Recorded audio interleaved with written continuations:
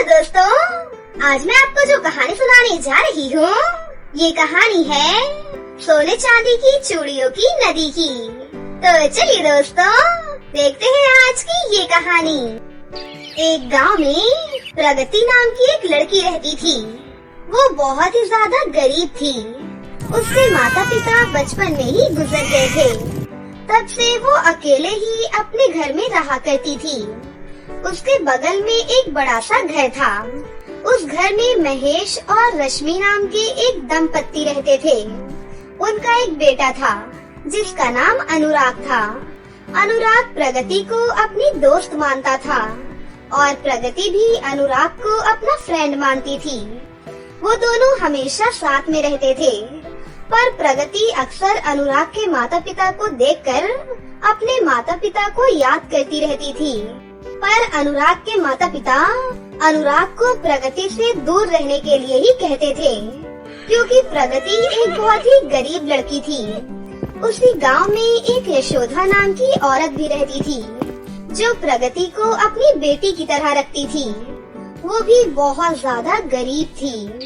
एक दिन की बात है, प्रगति और अनुराग साथ में बैठे हुए थे कि तभी वहाँ पर रश्मि आ जाती है और अपने बेटे से कहती है, तुझे कितनी बार मना किया है कि तू इस लड़की के साथ मत रहा कर, फिर भी तू मेरी बात नहीं मानता।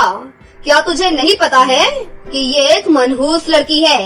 ये अपने माता पिता को तो खा गई, अब ये तुझे भी अपने जाल में फंसाना चाहती है। आप ऐसा क्यों कह रही हो माँ?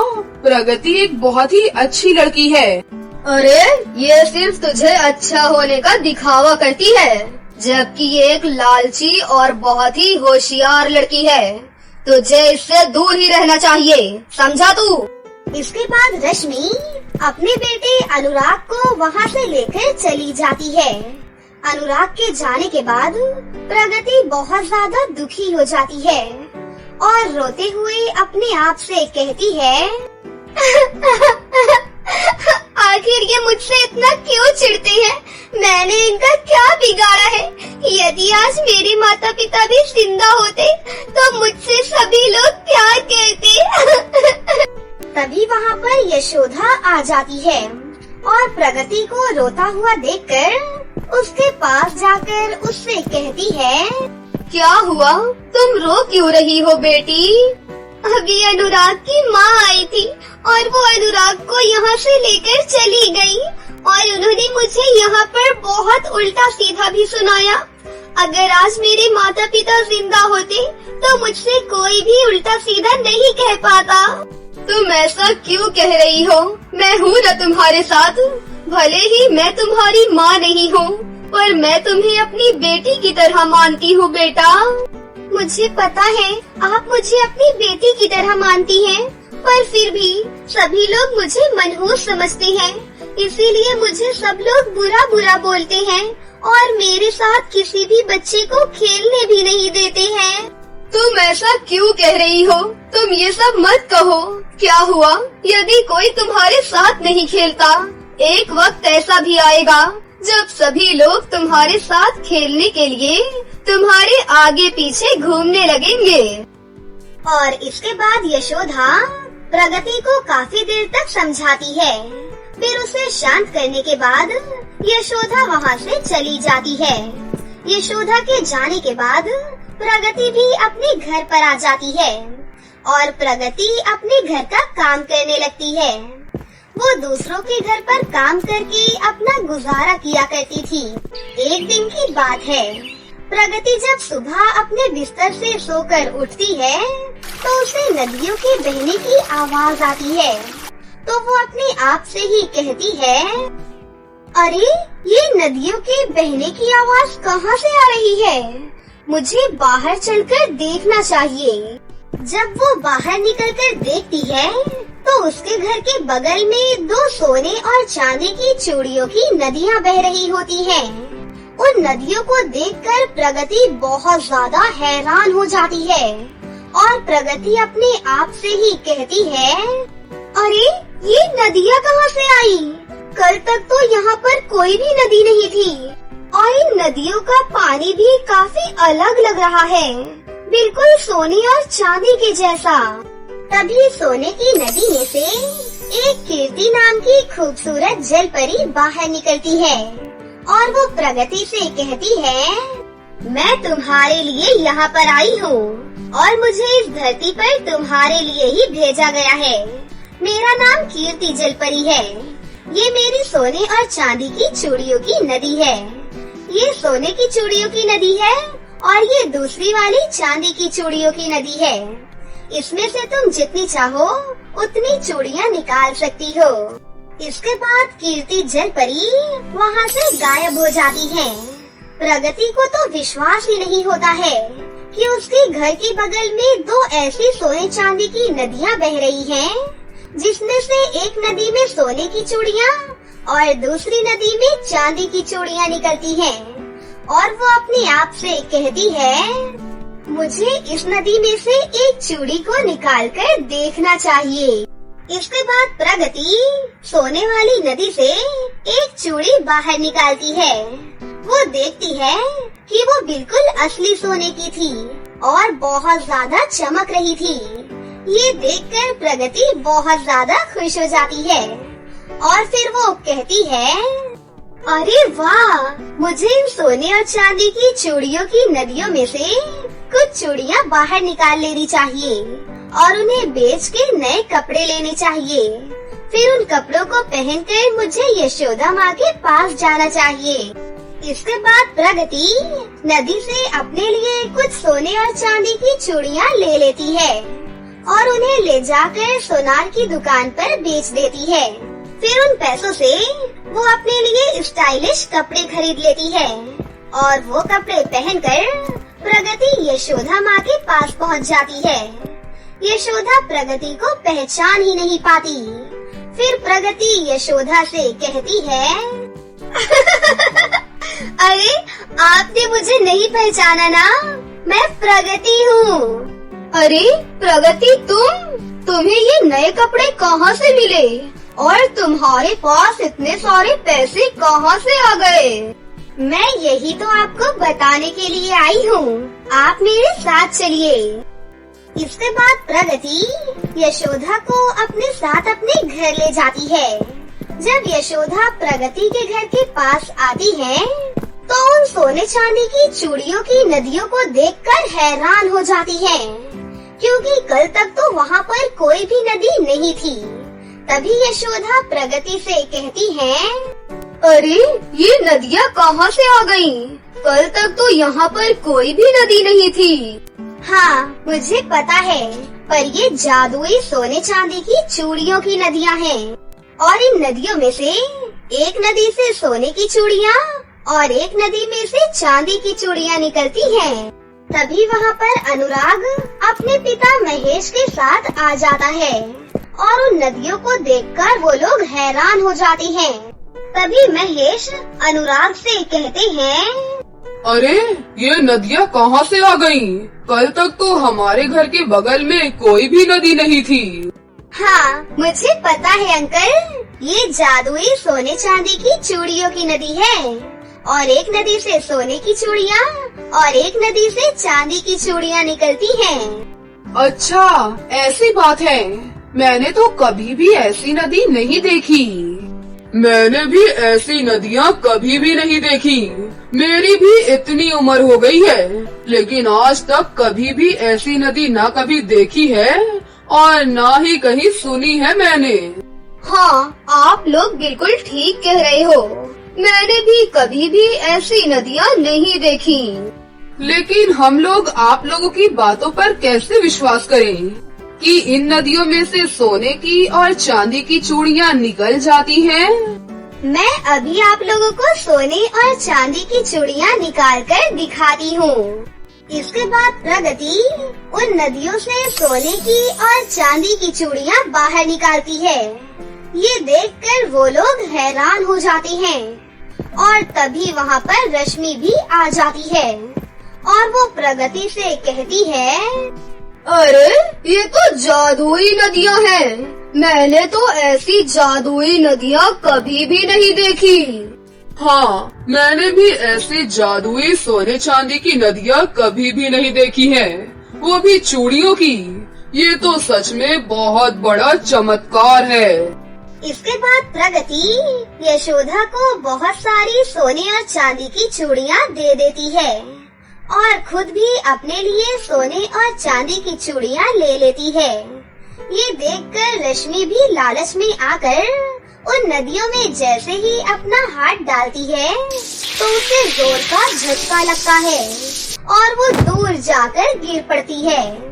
इसके बाद रश्मि और उसका पति महेश वहाँ से चुपचाप चले जाते हैं और अब प्रगति और यशोदा बहुत खुश थी। उस दिन के बाद से अब रश्मि भी अपने बेटे अनुराग को कभी भी प्रगति से मिलने के लिए नहीं रोकती थी। अब प्रगति को भी बहुत खुशी थी कि इन दो जादुई सोने और चांदी की चूड़ियों की नदी की वजह से सभी लोग उससे प्यार करने लगे हैं। ऐसे ही कुछ साल बीत जाते हैं और कुछ सालों में प्रगति और अनुराग को एक दूसरे से बहुत प्यार हो जाता है। फिर एक दिन अनुराग प्रगति को शादी के लिए प्रपोज कर देता है और प्रगति भी उससे शादी करने के लिए तैयार हो जाती है। फिर कुछ समय बाद वो दोनों खुशी खुशी शादी कर लेती हैं और हंसी खुशी से अपनी आगे की जिंदगी जीने लगते हैं। गांव में सोफिया नाम की एक अनाथ लड़की रहती थी। कुछ साल पहले ही सड़क दुर्घटना में सोफिया के माता पिता की मृत्यु हो गई थी, जिसके बाद सोफिया ने दूसरों के सामने हाथ फैलाने से अच्छा मेहनत करके कमाने का फैसला किया। लेकिन सोफिया को समझ नहीं आ रहा था कि वो क्या करे। आखिर मैं क्या करूं? किससे काम मांगू? कौन मुझे काम देगा? तभी सोफिया के कानों में एक आवाज आती है, चूड़ी ले लो चूड़ी, रंग बिरंगी हर रंग की चूड़ी ले लो। ये आवाज सुनकर सोफिया भागी भागी बाहर आती है और कहती है, दादा मुझे भी आपके साथ चूड़ी बेचनी है। प्लीज दादा मुझे भी कुछ चूड़ियाँ दे दो। क्या हुआ बेटा, भूख लगी है? क्या खाना मंगवा दूं? नहीं दादा, मुझे खाना नहीं काम चाहिए। मैं खुद से कमाकर खाना चाहती हूँ दादा। आखिर कब तक दूसरों के सामने हाथ फैलाती रहूंगी? बेटा ये तो तुमने बहुत ही बढ़िया फैसला लिया है, लेकिन बिटिया क्या तुम चूड़ियाँ बेच लोगी? हाँ दादा मैं बेच लूंगी। अच्छा ठीक है, ये लो, ये 15 दर्जन चूड़ियाँ हैं। तुम अभी इन्हें बेचो। 1 दर्जन चूड़ियों को बेचने पर तुम्हें 50 रुपए मिलेंगे। ठीक है दादा। सोफिया उन चूड़ियों को लेकर अपने चुलबुले अंदाज में बेचने के लिए निकल जाती है। चूड़ी ले लो, प्यारी प्यारी रंग बिरंगी चूड़ियाँ ले लो, चूड़ी ले लो चूड़ी। बेटा कितने की है चूड़ियाँ? सिर्फ 50 रुपए दर्जन आंटी जी। ठीक है बेटा, ये हरी वाली दे दो। आंटी ये वाला तो देखो, रेड और ऑरेंज वाली देखो कितनी प्यारी है। ये आपके हाथों में बहुत प्यारी लगेंगी। ठीक है दे दो, और ये लो पैसे। इस तरह से सोफिया के 15 की 15 दर्जन चूड़ियाँ चुटकियों में बिक जाती हैं। फिर अगले दिन, ये लो दादा चूड़ियों के पैसे। अरे वाह, तुमने तो कमाल ही कर दिया। एक ही दिन में सारी चूड़ियाँ बेच डाली। शाबाश, आज मैं तुम्हें पूरे 100 दर्जन चूड़ियाँ दे रहा हूँ और ये रहे तुम्हारी मेहनत के पैसे। ऐसे ही मन लगाकर काम करो बेटा। थैंक यू दादा। पैसे और चूड़ियों को पाकर सोफिया बहुत खुश होती है। तभी वो देखती है कि सड़क के किनारे एक छोटी लड़की बहुत रो रही थी। क्या हुआ बहन, तुम क्यों रो रही हो? दीदी मुझे बहुत भूख लगी है दीदी, प्लीज मुझे कुछ खिला दो। मेरा इस दुनिया में कोई नहीं है दीदी। अच्छा बाबा, पहले रोना तो बंद करो और बताओ क्या पसंद है तुम्हें? दीदी कुछ भी खिला दो जिससे कि बस मेरा पेट भर जाए। मुझे और कुछ नहीं चाहिए। मैंने 4 दिनों से कुछ नहीं खाया। सोफिया को उस मासूम लड़की पर दया आ जाती है और वो उस लड़की को अपने साथ अपने घर ले आती है और उसे भर पेट खाना खिलाती है। अब बताओ क्या नाम है तुम्हारा और अब तक तुम किसके पास रहा करती थी? मेरा नाम पारुल है। मैं एक बड़ी सी कोठी वाले अंकल के पास रहती थी। वो अंकल मुझसे घर का सारा काम करवाते थे, मुझे खाना भी नहीं देते थे और बहुत मारते थे। मैंने वहाँ से निकलने की बहुत कोशिश की, लेकिन अंकल मुझे बंद करके रखते थे। वो तो कल मैं किसी तरह वहाँ से भाग निकली। दीदी, आप मुझे दोबारा वहाँ मत भेजना, वो अंकल बहुत बुरे हैं। घबराओ नहीं पारुल, अब से मैं तुम्हारे साथ हूँ और अब तुम्हें डरने की कोई जरूरत नहीं है। तुम्हें उस कोठी वाले अंकल का घर तो पता है ना और अच्छे से पहचानती हो ना? हाँ दीदी, सब पता है, लेकिन अभी मुझे वहाँ नहीं जाना। प्लीज मुझे वहाँ मत भेजना दीदी। आप मुझे कहाँ ले जा रही हो? Police station. उस कोठी वाले अंकल को सजा दिलानी है ताकि उसने जो तुम्हारे साथ किया वो किसी और के साथ ना हो। सोफिया पारुल को लेकर पुलिस स्टेशन जाकर उस अंकल के खिलाफ FIR दर्ज करवा देती है और पुलिस कुछ ही देर में उस कोठी वाले अंकल को गिरफ्तार कर लेते हैं। तूने मेरे खिलाफ FIR लिखवा कर अच्छा नहीं किया। तू नहीं जानती मैं कौन हूँ। मैं तुम्हें छोड़ूंगा नहीं। मिस्टर, पहले आप तो छूट जाओ, फिर बेशक मुझे मत छोड़ना। एक और बात, आइंदा किसी भी बच्चे पर अत्याचार करने से पहले इस जेल की 4 दीवारी को अच्छे से याद कर लेना। चलो पारुल।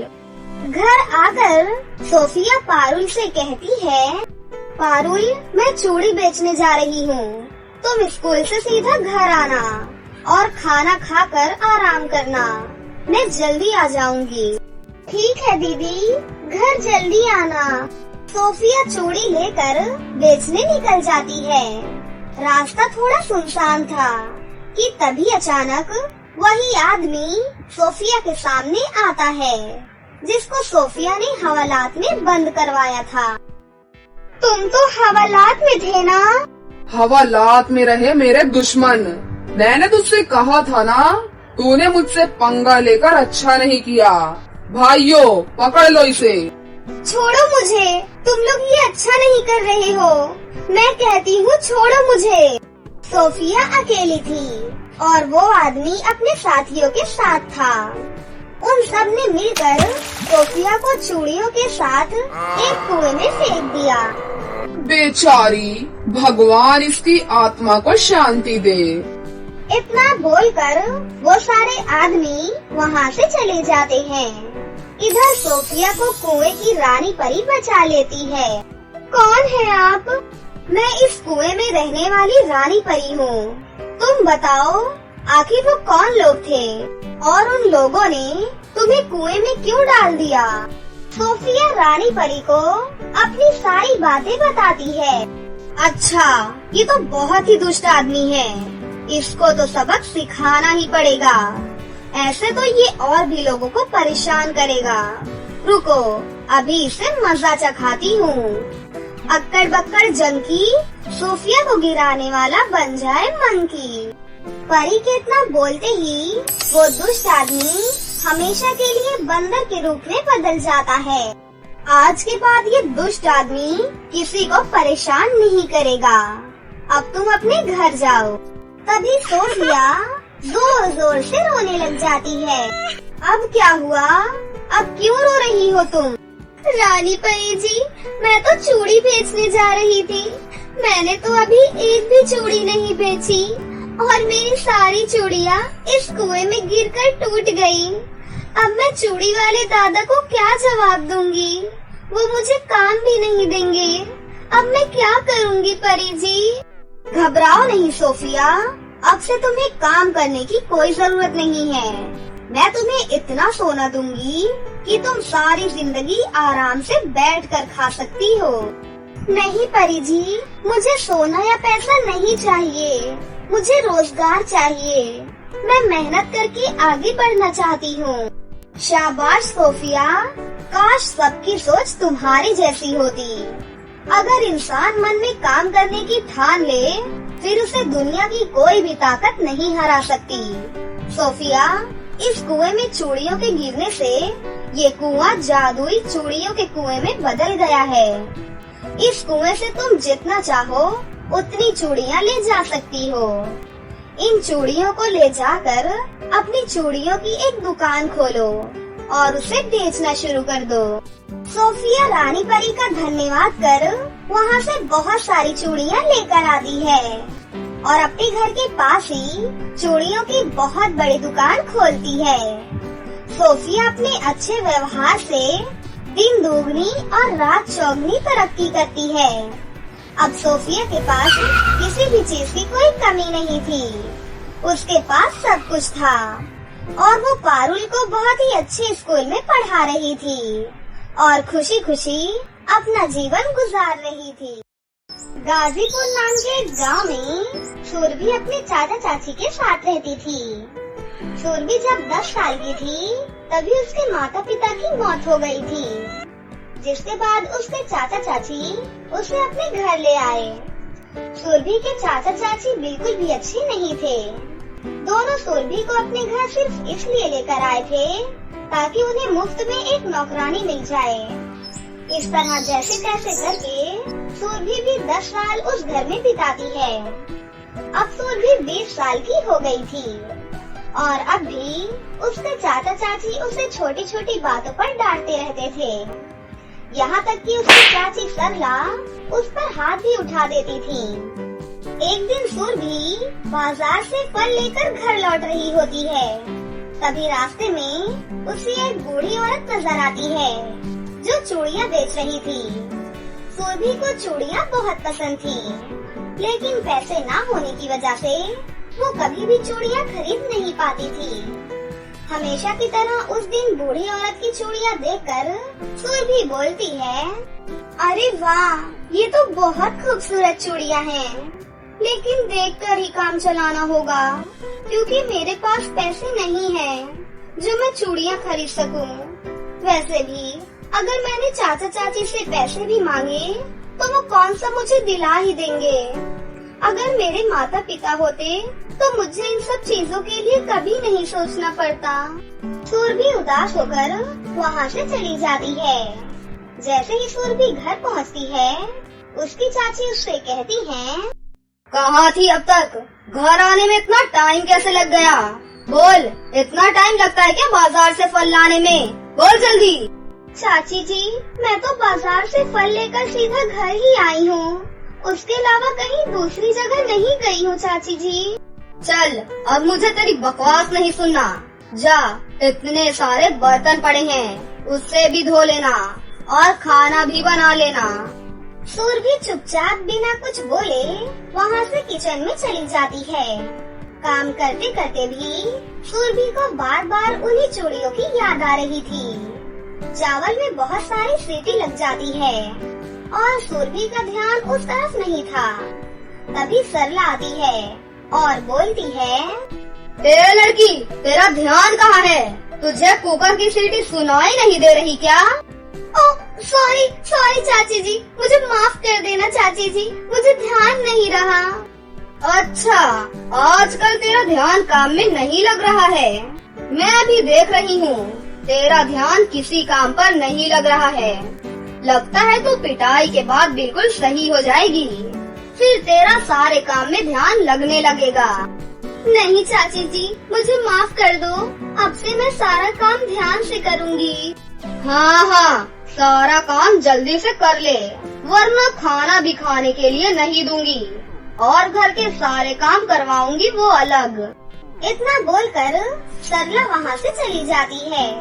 सरला के जाने के बाद सुरभि अपने मन ही मन में सोचती है, मैं परेशान हो गई हूँ चाचा चाची से, मुझे इन लोगों के साथ अब बिल्कुल नहीं रहना। लेकिन अगर मैं इन लोगों के साथ नहीं रहूंगी तो फिर मैं कहाँ जाऊंगी? पता नहीं मैं कब खुशी से रह पाऊंगी। इस तरह वो दिन बीत जाता है और अगले दिन सुबह सरला सुरभि को अपने पास बुलाती है। ए लड़की, इधर आ जल्दी। सरला की आवाज सुनकर सुरभि उसके पास जाती है। जा और दुकान से सूजी लेकर आ। आज मेरी बहन आ रही है तो सोच रही हूँ कि उसके लिए हलवा बना लूँ। लेकिन चाची जी, मैं अभी नहाने जा रही थी। मैं नहा कर आऊंगी तो दुकान चली जाऊंगी। मैंने बोला ना, अभी जाएगी तो अभी ही जाएगी। ज्यादा आना कानी की तो मैं तेरा मुंह तोड़ दूंगी। सुरभि डर जाती है और दुकान चली जाती है। दुकान से आते वक्त सुरभि को फिर से वही चूड़ी बेचने वाली बूढ़ी औरत नजर आती है। सुरभि फिर से खड़ी होकर बूढ़ी औरत की चूड़ियाँ देखने लगती है और इस बार बूढ़ी औरत की नजर भी सुरभि पर चली ही जाती है। तभी वो पूछती है, क्या हुआ बच्ची, कुछ चाहिए क्या तुम्हें? नहीं नहीं, मुझे कुछ नहीं चाहिए, मैं तो बस ऐसे ही देख रही थी। इतना बोलकर सुरभि हड़बड़ी में वहाँ से चली जाती है। फिर घर पहुँचती है और सरला को उसके कमरे में बचे हुए पैसे देने जा ही रही थी। तभी वो अपने चाचा चाची की बात सुन लेती है। सुनिए जी, आपने लड़के वालों से बात कर ली है ना? हाँ, मैंने सारी बात कर ली है। अच्छा, आपने उन्हें बता दिया है ना कि हम उन्हें दहेज में 1 भी रुपया नहीं देंगे? अरे, वो सुरभि से लगभग 20-22 साल बड़ा है। जैसे ही मैंने उसे सुरभि की फोटो दिखाई, उसने तुरंत हाँ कर दी और उसने बोला है कि कोई दहेज नहीं लेगा, बल्कि हमने उसकी सुरभि से शादी करवा दी तो वो हमें बहुत सारे पैसे देगा, क्योंकि वो बहुत अमीर है। अरे वाह, ये तो बहुत ही खुशी की बात है। ये मनहूस लड़की भी घर से चली जाएगी और उसके जाने के बाद बहुत सारे पैसे भी आएंगे। अब जल्दी से जल्दी हम इस लड़की की शादी करवा देंगे और बदले में पैसे भी ले लेंगे। तुम सुरभि को मत बताना कि 2 दिन के अंदर अंदर जल्दी से हम उसकी शादी करवा रहे हैं। सुरभि दरवाजे पर खड़ी होकर अपने चाचा चाची की सारी बातें सुन लेती है। अपने चाचा चाची की ऐसी बातें सुनकर सुरभि को बहुत हैरानी होती है। मुझे बिल्कुल भी उम्मीद नहीं थी कि चाचा चाची मेरे बारे में इतना बुरा सोच रहे हैं। मुझे तो लगता था कि वो बस मुझे डांटते हैं और मुझसे घर का सारा काम करवाते हैं, लेकिन ये तो बहुत ही ज्यादा बुरे हैं। मैं किसी बूढ़े से शादी बिल्कुल नहीं करने वाली। अब मैं इस घर में नहीं रहूंगी। मैं अभी इस घर से भाग रही हूँ। इस तरह सुरभि घर से भागने का मन बना लेती है और उसी वक्त घर से चली जाती है। सुरभि चलते चलते एक जंगल में चली जाती है और वहीं एक पेड़ के नीचे जाकर बैठ जाती है, क्योंकि उसे किसी भी तरफ जाने का रास्ता समझ ही नहीं आ रहा था। सुरभि को बहुत सारे जंगली जानवरों की आवाज आ रही थी, जिससे उसे बहुत डर लग रहा था। इसलिए सुरभि वहाँ से उठकर जाने लगती है। तभी जंगल के बीचों बीच उसे वही बूढ़ी औरत नजर आती है, जो उसके गांव में चूड़ियाँ बेचा करती थी। तभी वो बूढ़ी औरत सुरभि से कहती है, आओ बच्ची, मेरे पास आओ। सुरभि उस बूढ़ी औरत के पास जाती है। आप तो वही हो ना जो हमारे गांव में चूड़ियाँ बेचती हैं? लेकिन आप यहाँ क्या कर रही हैं? बेटी, मैं चूड़ियाँ बेचने का काम करती हूँ, लेकिन मैं अपने समय में सबसे शक्तिशाली जादूगरनी थी। मैं तुम्हें अक्सर देखा करती थी कि तुम मेरी चूड़ियाँ बहुत देखती हो, लेकिन कभी तुमने मुझसे खरीदी नहीं। मैं इसी जंगल में रहती हूँ बेटा, और मैंने तुम्हें देखा तो यहाँ आ गई। तुम मुझे बताओ, तुम्हारे साथ क्या हुआ जो तुम यहाँ आ गई बेटा? अम्मा जी, मेरे चाचा चाची मुझे एक बूढ़े आदमी के हाथों बेचने की सोच रहे हैं, इसलिए मैं घर से भागकर यहाँ आ गई हूँ। मेरे माता पिता के जाने के बाद मेरे चाचा चाची ने मुझे कभी प्यार नहीं किया और हमेशा मेरे साथ बुरा बर्ताव करते रहे। कोई बात नहीं बेटा, आज से तुम्हें किसी चीज की कोई कमी नहीं होगी और तुम हंसी खुशी अपना जीवन गुजारोगी। लेकिन कैसे? मेरे पास तो इतने पैसे भी नहीं हैं जो मैं कुछ खा सकूं। बूढ़ी औरत के हाथ में 2 सोने और चांदी की चूड़ियाँ थी। बूढ़ी औरत सुरभि के हाथों में दोनों सोने और चांदी की चूड़ियाँ रख देती है और उससे बोलती है, बेटी, आज से बहुत साल पहले मैंने बहुत सारे जादू को एक साथ मिलाकर ये दोनों चूड़ियाँ बनाई थी। मैंने कभी इसे किसी को नहीं दिया, लेकिन आज मैं ये तुम्हें दे रही हूँ। ये चांदी की चूड़ियाँ तुम्हारी हर बुरी चीजों से तो दोस्तों, कैसी लगी आपको हमारी ये कहानी? अगर आपको हमारी कहानी अच्छी लगी हो तो इसे जरूर लाइक करें, साथ ही हमारे चैनल को सब्सक्राइब भी कर लें और बेल आइकन को